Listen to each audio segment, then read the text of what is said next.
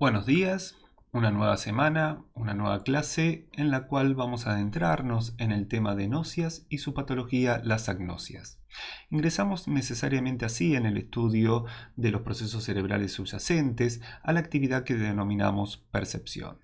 Para ir definiendo estos conceptos, entendemos que la percepción no es otra cosa que la labor en forma de distintos procesos paralelos y sucesivos que realiza el sistema nervioso para organizar los estímulos del medio externo e interno que recogen los órganos sensoriales, es decir, para organizar la sensación. Esta organización la vamos a denominar percepto, un concepto perceptual. La percepción no resulta, como ustedes se darán cuenta, directamente de la interacción del organismo con su medio, sino de la combinación entre sensación y la actividad nerviosa.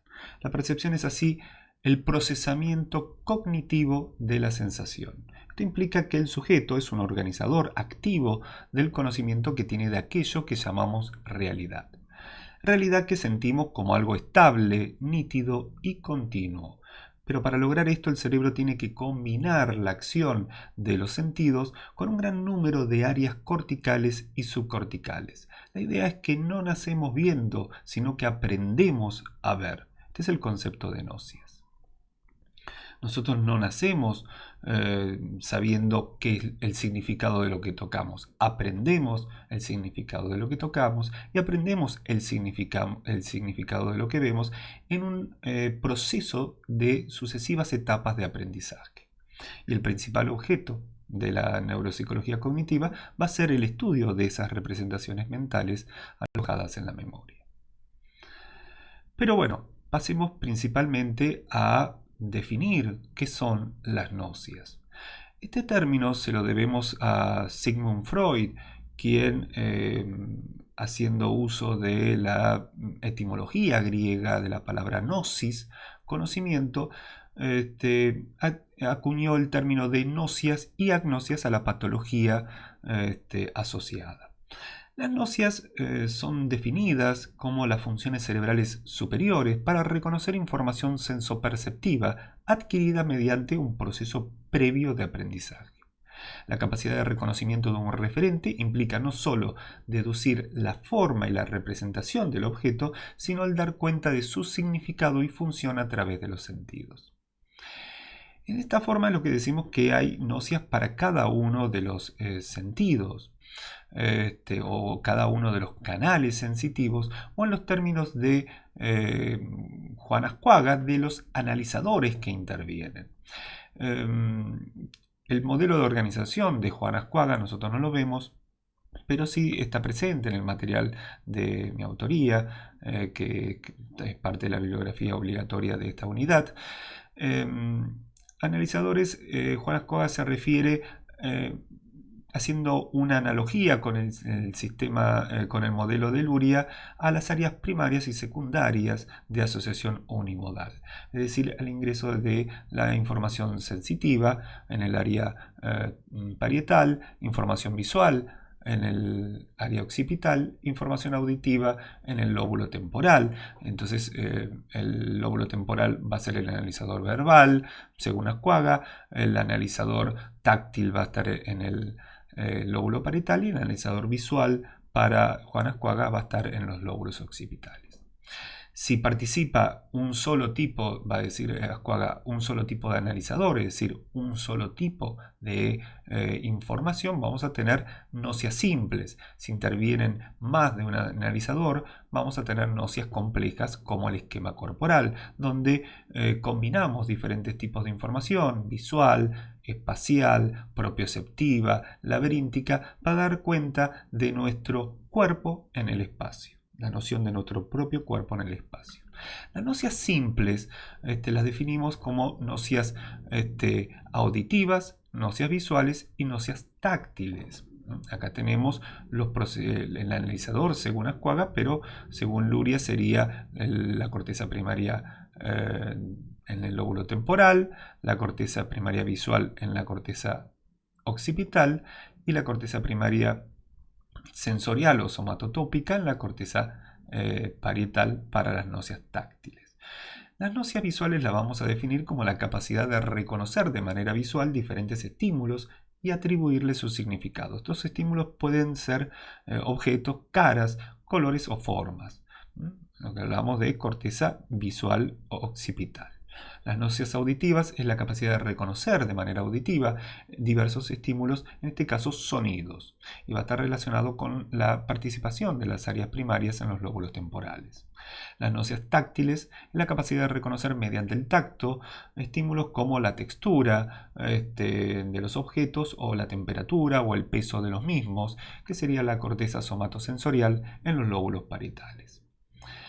Las nocias, se van dando cuenta ustedes, son de vital importancia para el desarrollo de nuestra vida diaria. Gracias a ellas nosotros, por ejemplo, podemos reconocer a nuestros familiares más cercanos. Existe una patología que vamos a ver más adelante en la clase llamada prosopagnosia, debido a la cual el paciente no es capaz de reconocer las caras o identificar, en otro caso, por ejemplo si fuera auditiva, identificar nuestra canción favorita, donde la patología es la de no poder reconocer la música, que se llama, es una agnosia auditiva que se llama amusia. Pero primero vamos a abordar uno de los sistemas perceptivos más estudiados, la visión. Ustedes recuerdan que la información visual se sintetiza en los lóbulos occipitales. Pues bien, vamos a realizar un pequeño zoom acerca del funcionamiento de los lóbulos occipitales en el procesamiento visual, y la clase va a estar orientada a el estudio de las agnosias visuales, en particular la agnosia de los objetos y de la prosopagnosia como las más significativas o las más fáciles de transmitir en una clase teórica dentro de un video. Dejaremos de lado las nocias táctiles y las nocias auditivas. Bien, aunque el mapa nunca sea del todo completo, pero vamos perfeccionándolo día a día, existe cierto consenso en que la corteza occipital contiene por lo menos diferentes regiones que vamos para el procesamiento visual, que vamos a llamar áreas B por visuales, y le vamos a ir poniendo números de acuerdo a su clasificación. Un dato curioso, porque siempre se pensó que el procesamiento visual era jerárquico, el área B1 no se activa ante un solo tipo de información, sino que comienza a activarse con diferentes tipos de informaciones, como por ejemplo el color. Empieza ya a codificar el color, la forma y el movimiento. Es el primer lugar al cual llega la información, y ya empieza junto con B2 a procesar forma, color y movimiento. Por eso vamos a decir, y vamos a repetir varias veces, que es un área muy heterogénea del procesamiento visual. La distribución de la función de colores a lo largo de gran parte de la corteza occipital y más allá de esta, es decir, áreas B1, B2, B4 y B8, es importante porque hasta hace poco se creía que la percepción de la forma y el movimiento era ciega para los colores. En la actualidad, gracias a los estudios de resonancia magnética funcional, se ha demostrado que la visión de los colores es fundamental para el análisis de la posición, la profundidad, el movimiento y la estructura de los objetos. Si bien el área B4 es la que está especializada en el procesamiento del color, la riqueza informativa que brindan los primeros procesamientos del color es importante no solo para distinguir rojo de verde, sino para apreciar, como bien decíamos, y detectar el movimiento, la profundidad y la posición. Como íbamos viendo, siempre se pensó que el procesamiento visual era jerárquico, pero hoy sabemos que es mucho más complejo, es de idas y de vueltas y de muchas combinaciones. La idea es que este procesamiento se realiza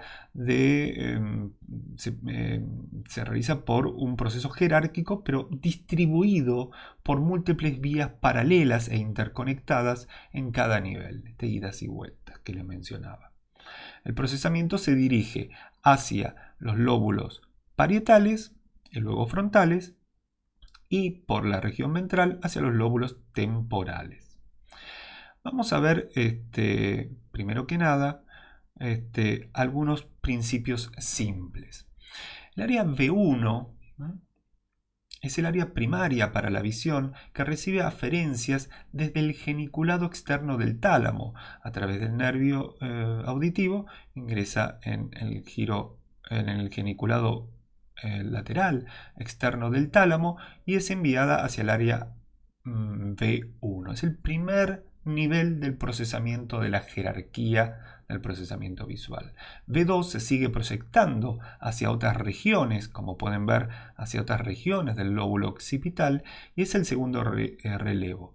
Y a partir de ahí es que surgen estas tres vías que estábamos mencionando: la parietal, la temporal y la del medio, que se llama temporal superior. Y esas tres vías van realizando un mayor procesamiento de la información visual.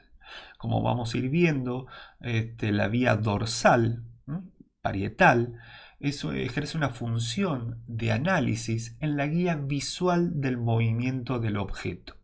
Es lo que llamamos la vía del dónde. Acá está puesto en inglés.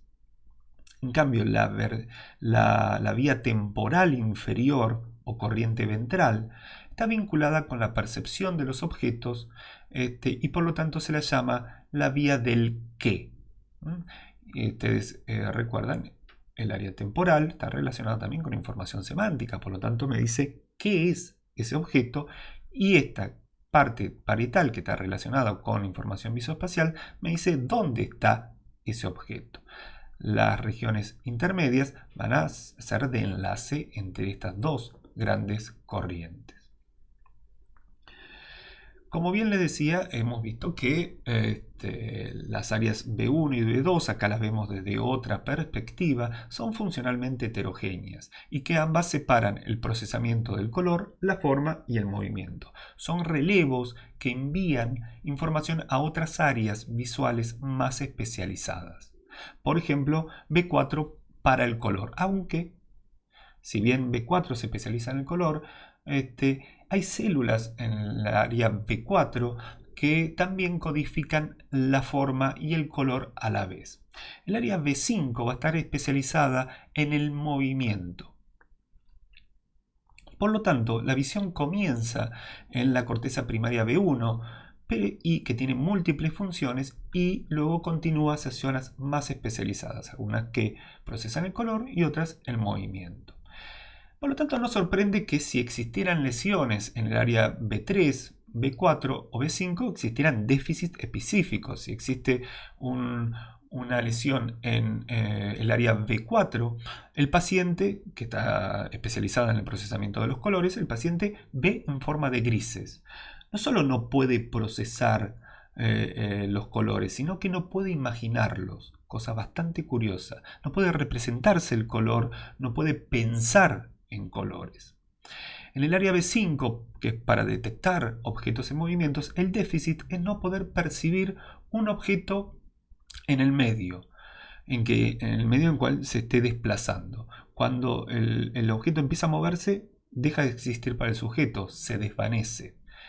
Pero existen compensaciones. Por ejemplo, si existiera una lesión en el área B3 que está relacionada con el procesamiento de la forma, es compensada por el área B4 que les había mencionado, que tiene células que procesan también no solo el color, sino también la forma.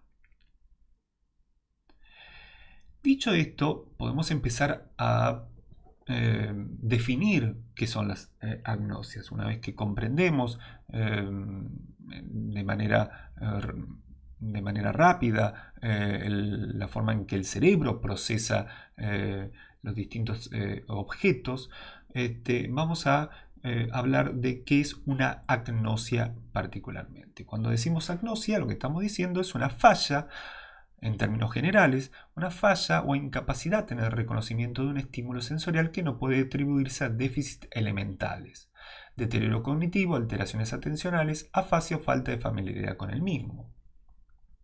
Esta es una definición general de la agnosia en general. Es decir, no puede reconocer un estímulo sensorial, pero no es que la persona esté ciega, no es que la persona no haya perdido sensibilidad o la persona esté sorda, no es que la persona no tenga un deterioro cognitivo, que no comprenda qué es ese objeto, no es que tenga, que esté distráctil, que tenga un problema para denominar el nombre del objeto o que no lo conozca directamente al objeto, sino que la dificultad es para reconocer ese estímulo por esa modalidad sensorial.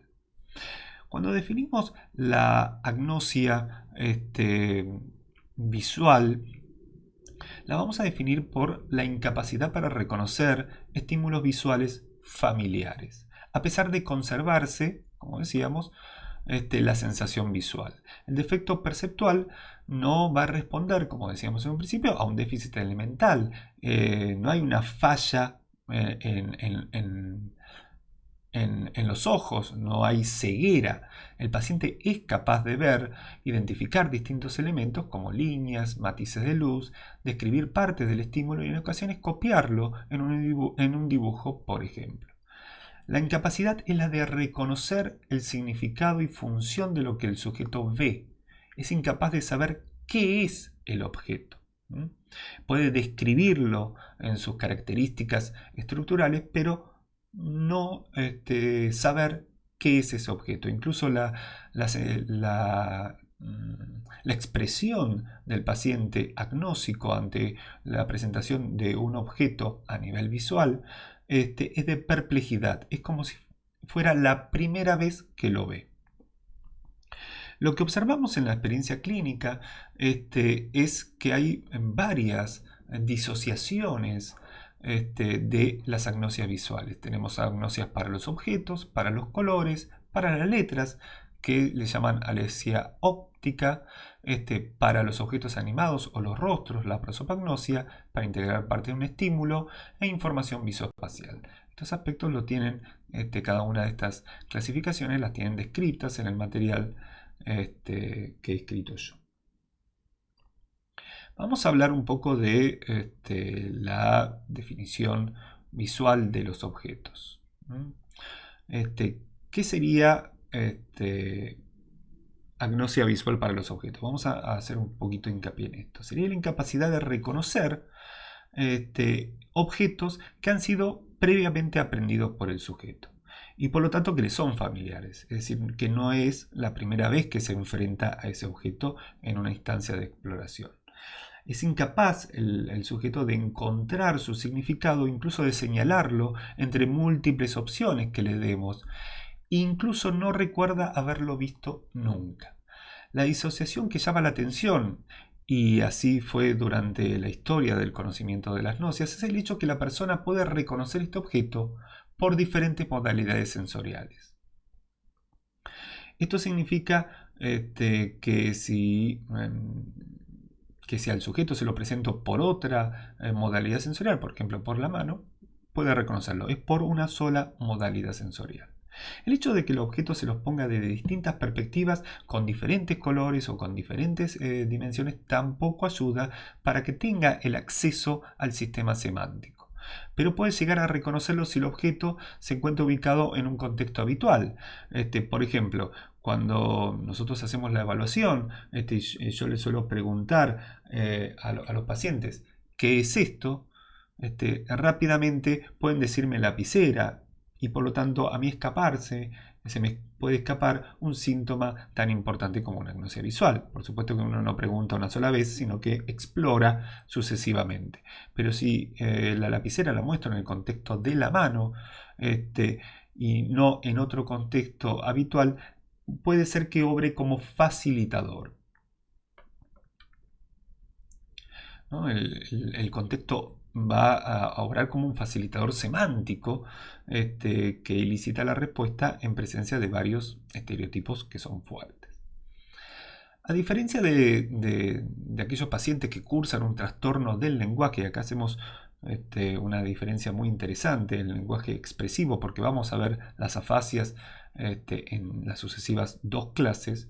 El afásico expresivo, es decir, que tiene una dificultad para decir, para expresar el lenguaje, no para comprenderlo, no mejora con ninguna clave que le ofrecemos. En cambio, el agnóstico visual puede reconocer el objeto si se lo ofrecemos por otro canal sensorial.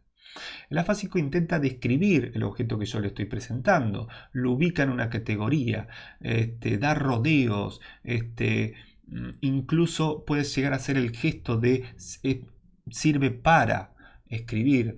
En vez de decir lapicera puede decir escribir, papel, aproximarse por una falla anómica. Sabe lo que es el objeto. Su dificultad en el afásico radica en que no puede dar con la palabra y traducirla al código lingüístico. El afásico, el error es de orden semántico, reconoce, comprende, pero el agnóstico está ante el mismo objeto, lo describe en sus partes. Podrá decir es largo, es negro, de forma cilíndrica, parece ser de plástico y tiene una parte blanca adelante. Pero si yo este objeto le pregunto qué es, me va a decir que no lo conoce. Ahora, si yo se lo coloco en la mano o lo hago sonar contra la mesa, rápidamente va a decir esto es una lapicera. ¿Sí? Entonces en el agnóstico el error es de índole morfológico, lo que ocasiona el problema de acceso al significado desde la modalidad visual. Hacemos hincapié aquí a dos aspectos. Es la forma de procesamiento visual asociada al acceso de la ruta semántica la que se encuentra alterada. No sucede así con otras modalidades sensitivas. Es el acceso de lo visual a la memoria semántica, no de lo táctil a la memoria semántica. Eso es lo que se encuentra disociado y eso es lo que aparece como síntoma en la agnosia visual. Y segundo, esto de la perplejidad, ¿no? Que de ver por primera vez un objeto es un rasgo característico, la pérdida de familiaridad. Si ustedes han visto el video de Oliver Sacks, que padece de una prosopagnosia, cuando le muestran un rostro, la expresión de perplejidad es realmente patognomónica de las agnosias visuales, en este caso de la agnosia, de la prosopagnosia. Como toda expresión patológica, la agnosia muestra diferentes grados de severidad en sus manifestaciones semiológicas, es decir, en sus síntomas y síntomas.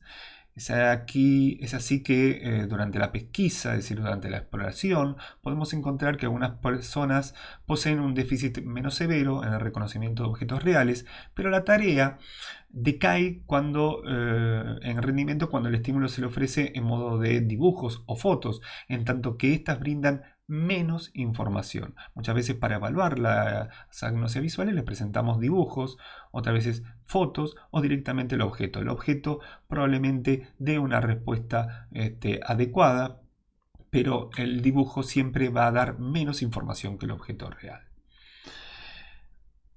La heterogeneidad clínica lo que nos informa es del grado de complejidad en una función de la cual forman parte sucesivas regiones cerebrales. Y los síntomas van a expresar de manera muy clara que nada es simple en el comportamiento, dado que aquello que nosotros denominamos signo de una disfunción representa el modo en que el cerebro y la historia de la persona se las apaña para reparar las partes dañadas.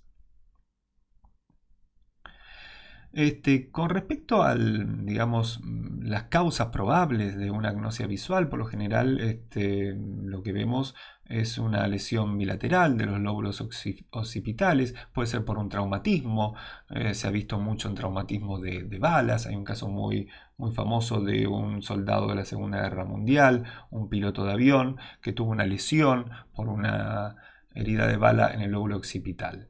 Puede ser también por algún tipo de golpe, por un traumatismo o un accidente cerebrovascular, que es la causa más probable. También lo podemos ver en el Alzheimer o en otras demencias de índole degenerativa. Bien, vamos a hablar un poco de la prosopagnosia, pero primero, que es el déficit para reconocer rostros, la vamos a definir hacia el final de la clase, pero primero vamos a hablar del procesamiento de rostros normal, ¿no? Este apartado para nosotros es quizás un capítulo por su importancia, ¿no? El interés acerca del procesamiento de rostros que se ha visto a lo largo de las investigaciones dentro de la neuropsicología clásica se funda en su valor adaptativo y la importancia que reviste por ser seres sociales. Aparte, los seres humanos tenemos una capacidad muy temprana de saber que estamos frente a un semejante. Por ejemplo, a los niños, a los bebés, si nosotros entre 3 y 6 meses les acercamos un estereotipo en forma de T, y se lo hacemos mover, suelen prestar mucha más atención, porque ese estereotipo en forma de T lo que representa es ceja y nariz, es decir, está frente a un homínido, está frente a una persona que lo va a cuidar, está frente a un semejante. También es muy importante el estudio de los procesamientos, de los estudios que se han hecho del procesamiento de rostros para el procesamiento emocional, la comunicación, la toma de decisiones. Y también en la práctica clínica, el estudio de las diferentes facies que responde a una variedad de conceptualizaciones y modelos teóricos que todos los días nos sorprenden.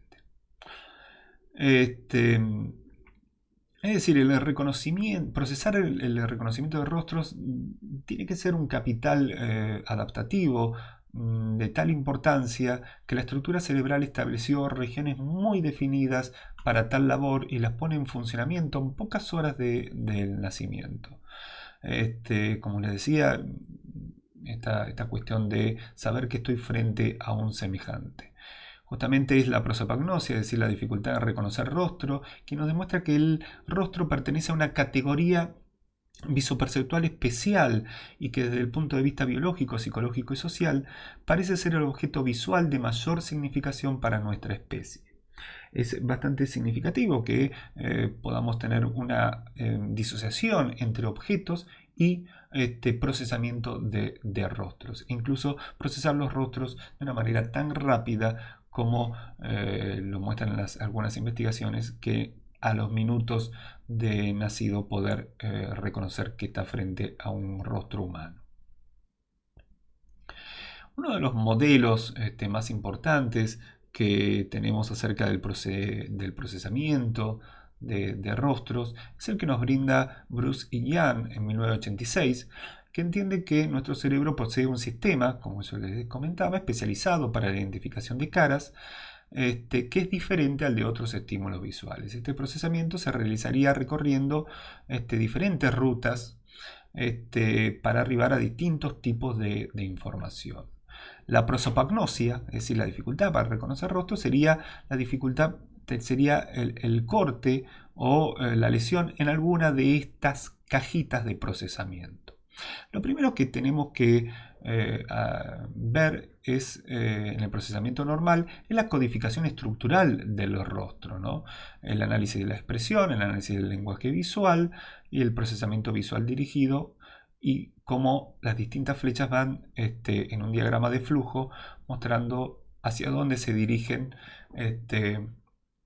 dentro del sistema cognitivo. Los problemas de los modelos cognitivos es que acá no tenemos el cerebro. Luego vamos a poner el cerebro en estos modelos. Acá lo que estamos construyendo es un percepto facial, que es el primer paso en el análisis de la información en la codificación estructural de las características visuales.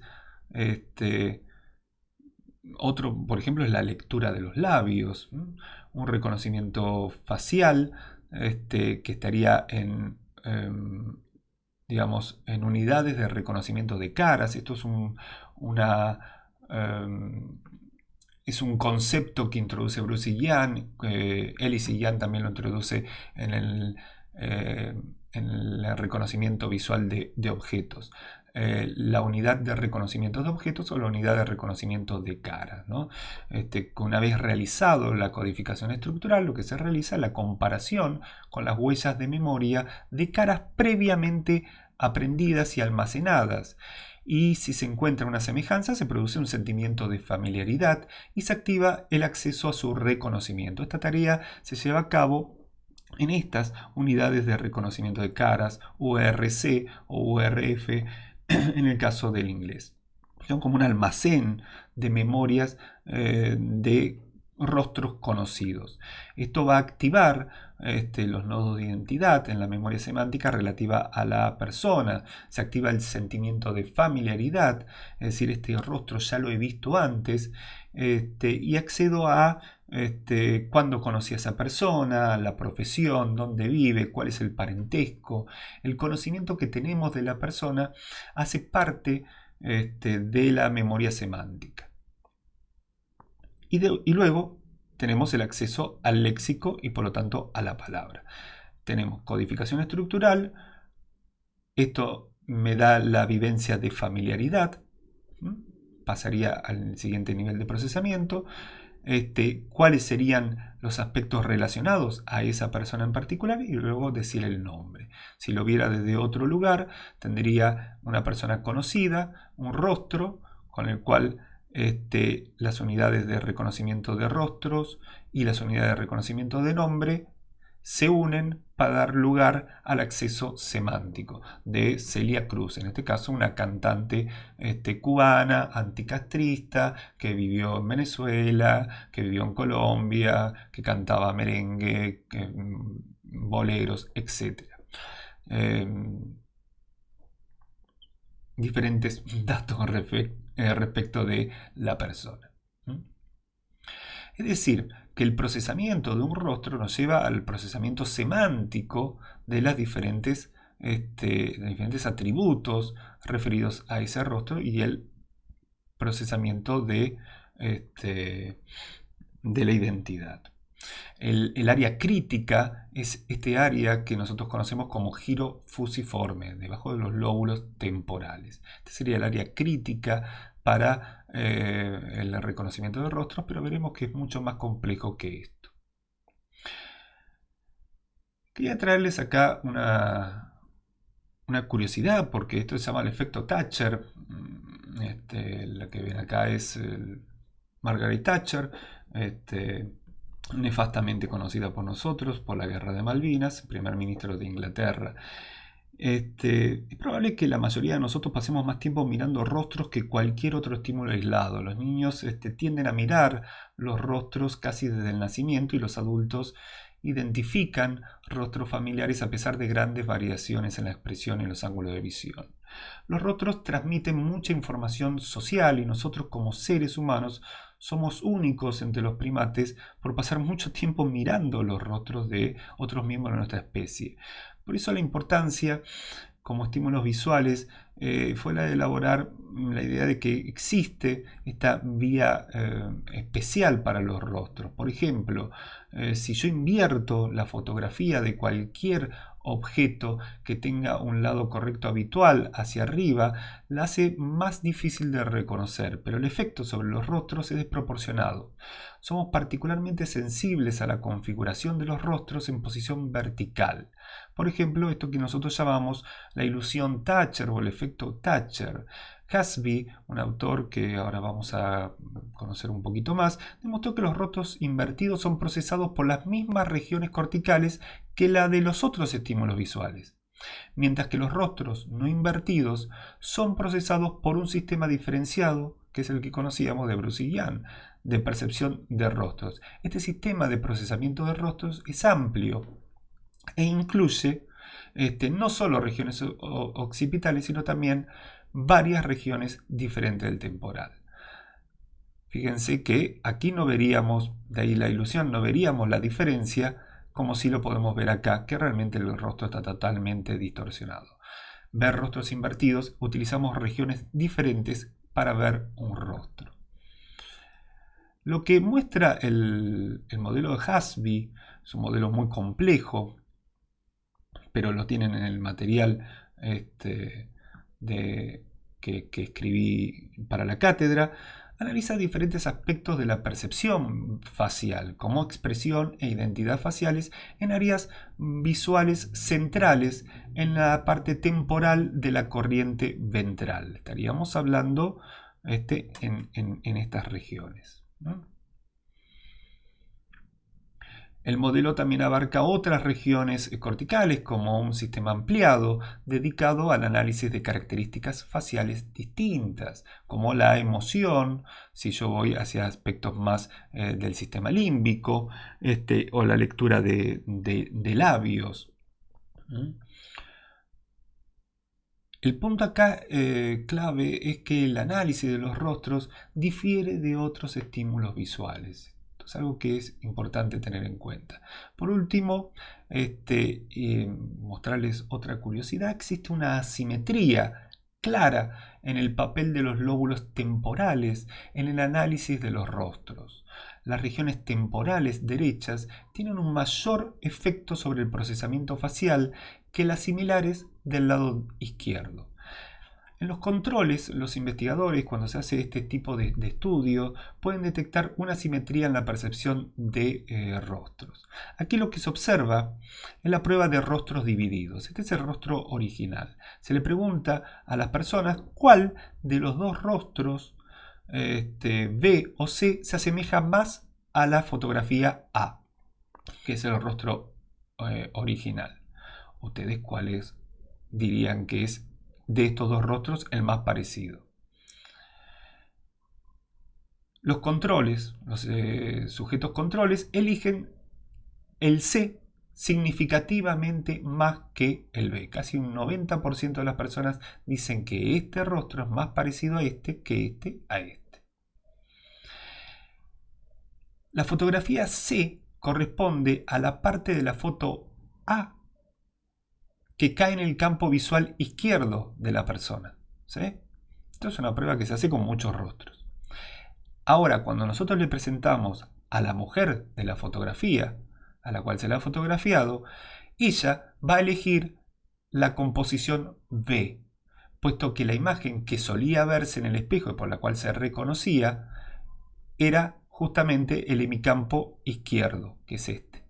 Para ella va a ser el izquierdo en el espejo. ¿Sí? Entonces ella va a elegir este rostro como más representativo de para su propio rostro.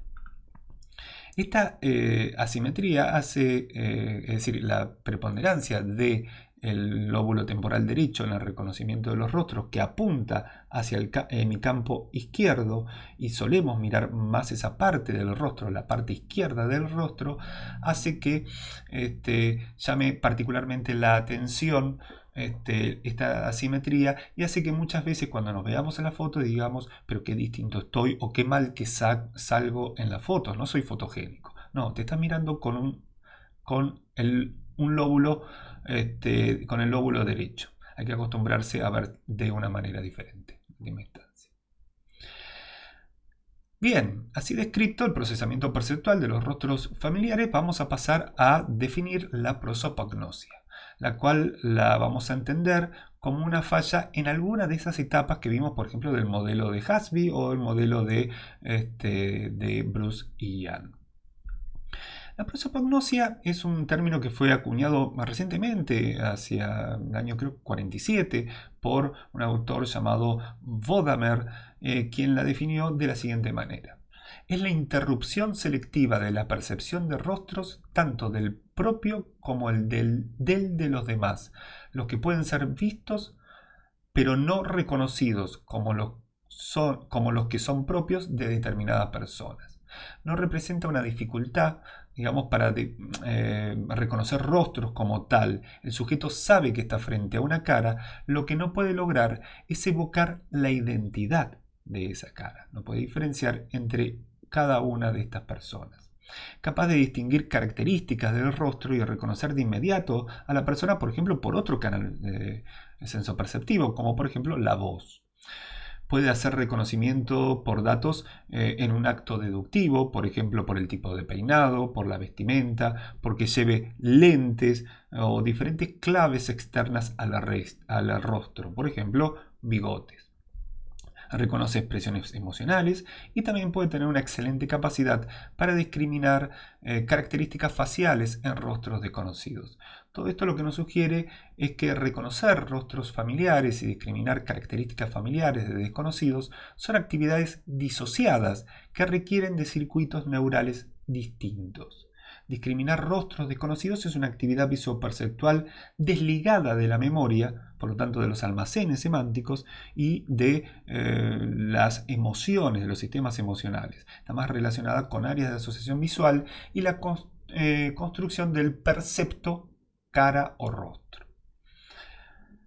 Ahora bien, vamos a dar por concluido la clase de hoy, dejando como tarea que ustedes investiguen o traigan sus preguntas con respecto a los otros tipos de agnosias auditivas y táctiles en la clase que tengamos sincrónica por Zoom.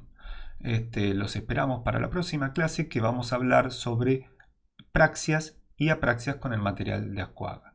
Que tengan una muy buena semana.